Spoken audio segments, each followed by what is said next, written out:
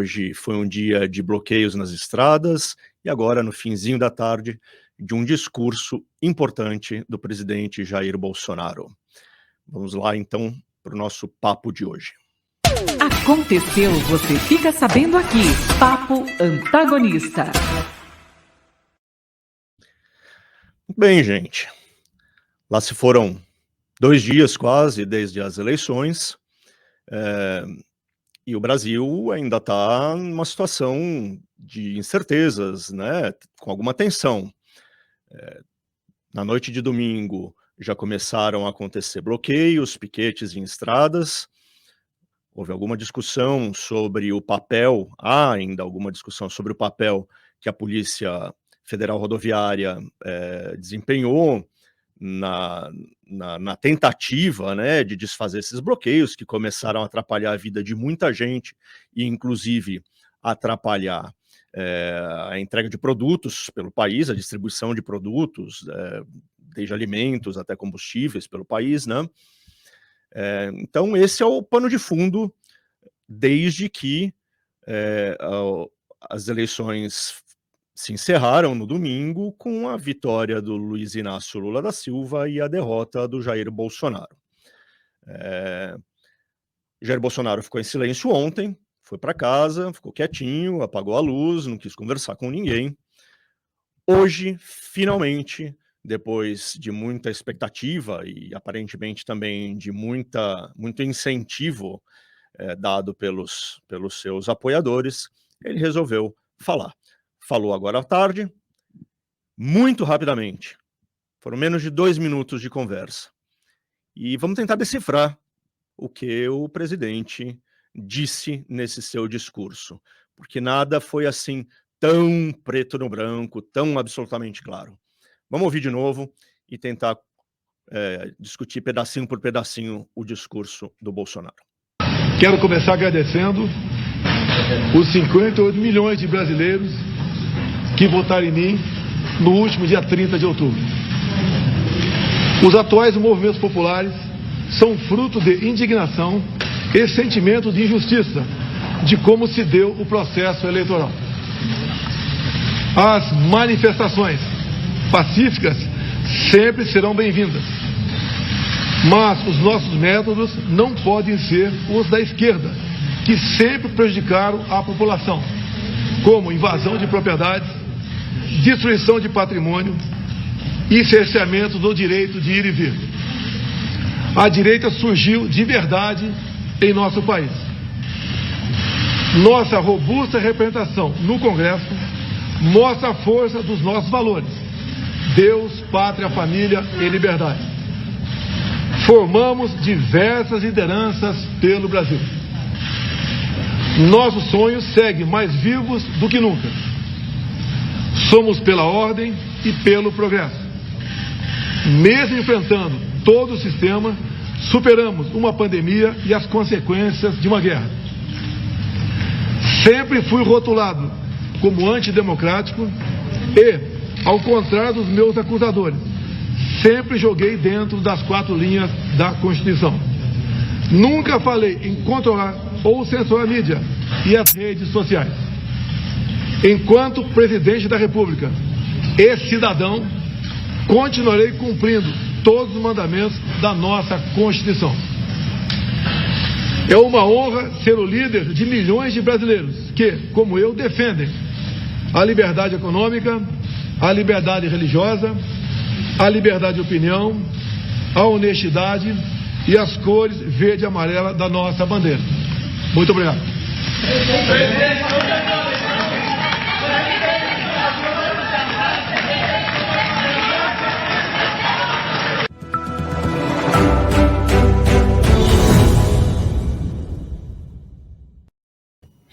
Pois é, né? O Bolsonaro não deixou de ser o Bolsonaro nessa oportunidade, nessa primeira oportunidade de falar ao país, né? Ele se dirigiu apenas e tão somente aos seus 58 milhões de eleitores. 58 milhões de eleitores é gente pacas, né? É muita gente. Mas o Brasil tem 215 milhões. Tem outros quase 60 milhões de eleitores que decidiram votar para o adversário do Bolsonaro. Foi o Lula que ganhou a eleição, né? Então, o Bolsonaro simplesmente não atendeu ao protocolo, né? Aquela regra não escrita, não está escrito em nenhum lugar que é preciso fazer isso, mas é algo que nas democracias é de bom tom fazer. Ou seja, reconhecer a derrota e parabenizar o adversário, desejando que ele possa governar com sucesso para todos aqueles que estão no país, né? Os 58 milhões que votaram no Bolsonaro e os outros 150 que não votaram, certo? Alguns porque não podem votar ainda, crianças, velhos que já não querem mais votar, né, idosos, e outros porque simplesmente decidiram que não era para dar mais um mandato para o Bolsonaro, né? Então, o comecinho do discurso dele, de agradecimento só aos 58 milhões, é ruim, né? Não dá para passar pano para isso. Em país civilizado, presidente que perdeu a eleição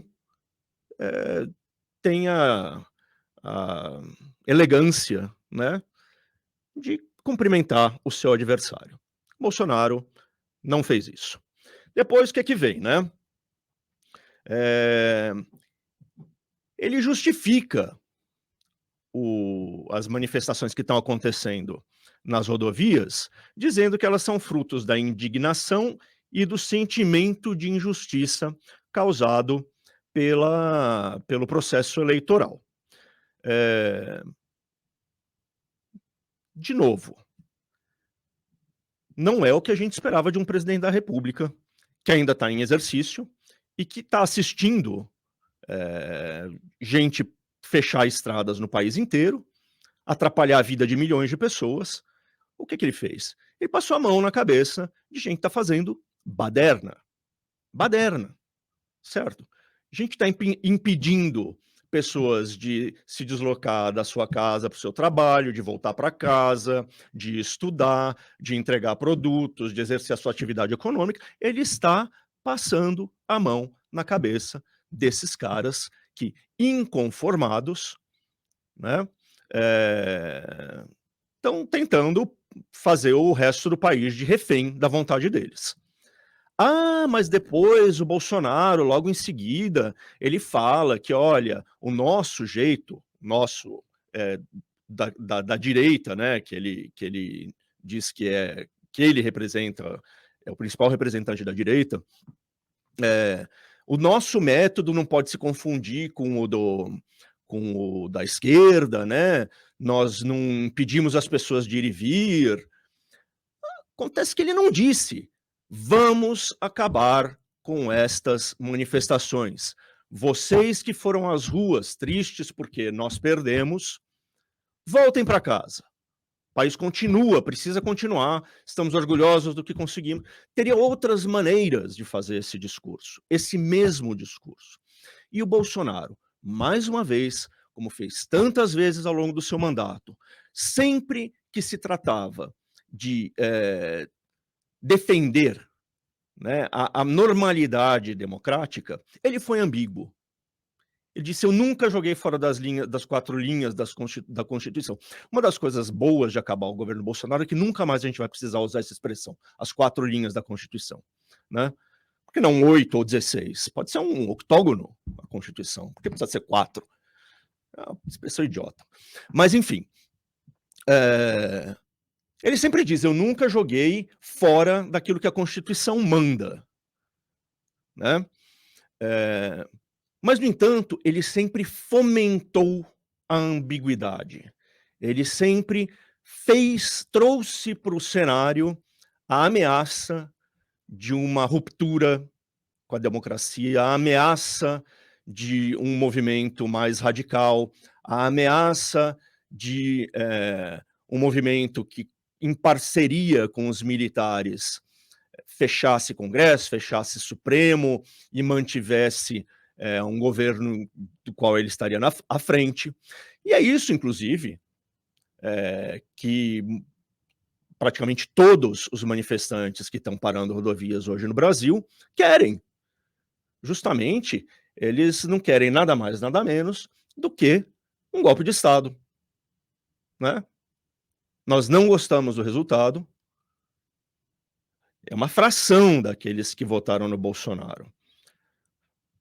Vocês sabem, se vocês já assistiram alguma vez o Papo Antagonista comigo aqui na frente da câmera, conversando com vocês, vocês sabem que eu nunca equiparei todos os eleitores do Bolsonaro aos eleitores radicais do Bolsonaro, né? O Bolsonaro representa valores e coisas que você pode gostar delas sem ser um radical. Mas esses que radicalizam, esses que estão fazendo quase uma espécie de terrorismo hoje, esses não, né? Eles realmente querem uma ruptura no país. E o Bolsonaro não disse, de novo, com todas as letras, não se dirigiu a esses radicais, dizendo pura e simplesmente, chega, vão para casa. Não fez, né? E ele tenta justificar isso falando de indignação, ok? Estão indignados porque perderam a eleição, e sentimento de injustiça sobre pela maneira como transcorreu o processo eleitoral. Qual foi o problema do processo eleitoral, exatamente?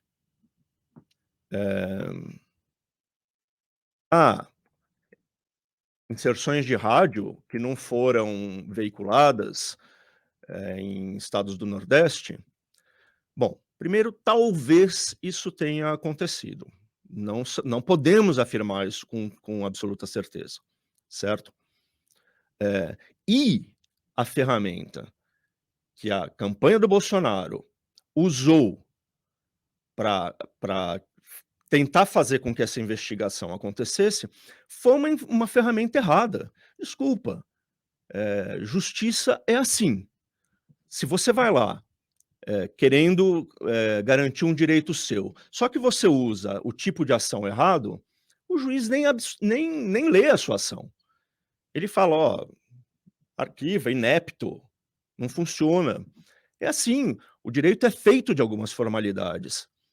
E a campanha do Bolsonaro simplesmente não usou uma ação que tivesse o poder de causar uma investigação. Não usou.